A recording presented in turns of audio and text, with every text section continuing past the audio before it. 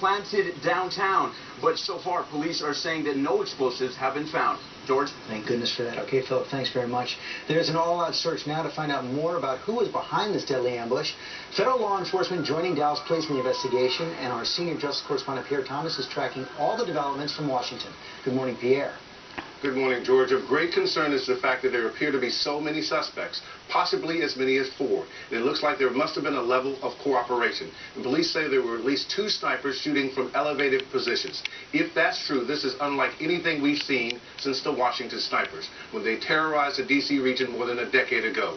One of the suspects, according to my sources, was allegedly firing at police, claiming to have bombs throughout the area. We're checking reports that he may have been neutralized and that the standoff is over, George. And what more do we know about how the other suspects were apprehended?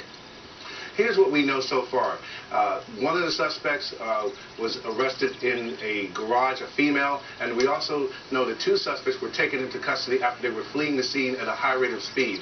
Police throughout the country are now on high alert. The situation is fluid because police are telling me that this was a calculated, cold-blooded assassination. And of course, federal law enforcement officials are already on such high alert because of what we've been seeing all across the country. There have been protests, mostly peaceful, across the country, but always a great concern that something like this could happen.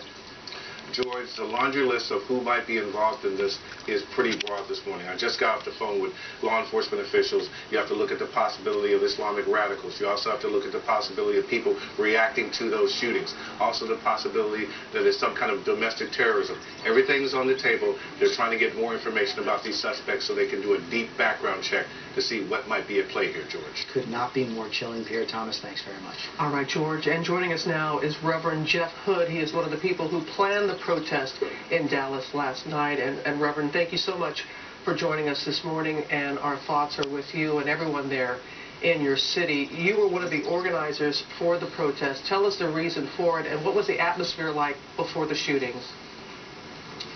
You know, certainly here in Dallas, and just like in many other parts of the country, people were upset.